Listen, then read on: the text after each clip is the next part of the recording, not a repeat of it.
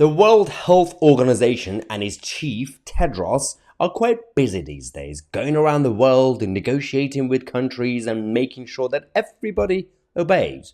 They are very desperate to ensure that their pandemic treaty comes in place next year, and now they're dealing with Russia and Putin's Russia. So they've also been quite busy with President Xi, and President Xi has been a massive advocate for certain measures, and now obviously Russia have also been backing these ideas. Now, this is quite interesting because in the middle of all this chaos happening in Ukraine, you've got people making things binary.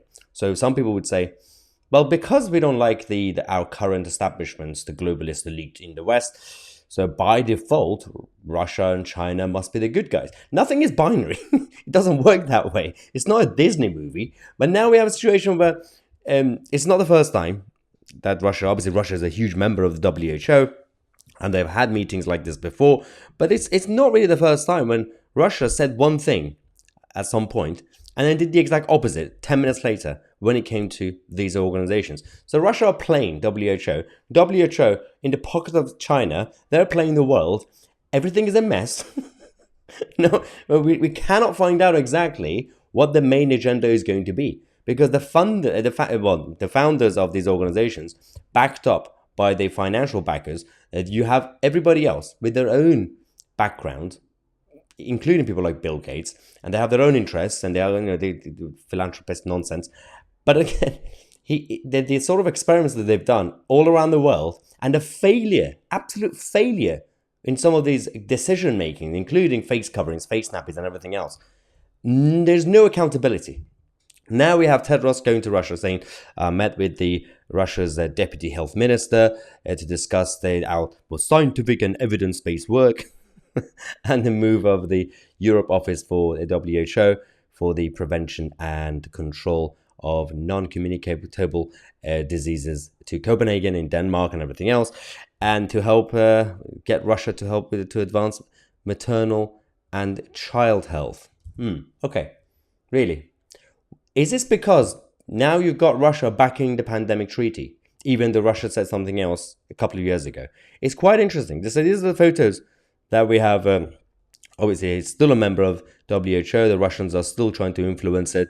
And Tedros is an idiot who's basically just like a puppet at this point. And now we have a situation where 2 years ago, when you had America and Russia teaming up as allies to squash the talks for pandemic treaty, they said, yeah, we're going to block this because we don't like to lose our own sovereignties. That was Biden's government and Putin's government in Russia, Moscow.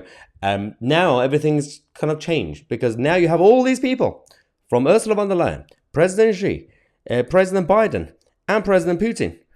All of them are now backing it. Okay, so when I said there's no such thing as a binary thing, that's a perfect example. They brief the papers one thing. So what they do is, whether it's the European Union or China, or even Kremlin at times, they brief the mainstream media, West and East, one thing. Then they go to independent outlets and new media outlets. They give them something else. They leak something else. And they confuse the whole world. Then you have tribes. One tribe will be, I love President Xi. He's great. He's the best. I love Putin. Iran is the best. And then some people say, Biden's done nothing wrong. Rashid Sunak is the best prime minister. European Union, a family of Europeans. Everybody is perfect. These are all establishment people and they have their own agenda. That's just how things work. And they're trying to do their own vested interest, focus on that. Nothing is as easy as it seems. And everything has to be questioned. Question everything and everyone, including yourselves and me. Because we cannot tell exactly what the next game move is going to be and from which side. But it is important to talk about these sort of things, especially this controversial meeting and how they're promoting it, how proud they are. And it's quite fascinating, the overreaction from, for example, some of the pro-Ukraine people saying, how dare you meet with the Russians? Well, Russia is still a member of WHO. It's all controversial. Anyway, let me know your thoughts. I'm Mahyar Tousi, and we are the media.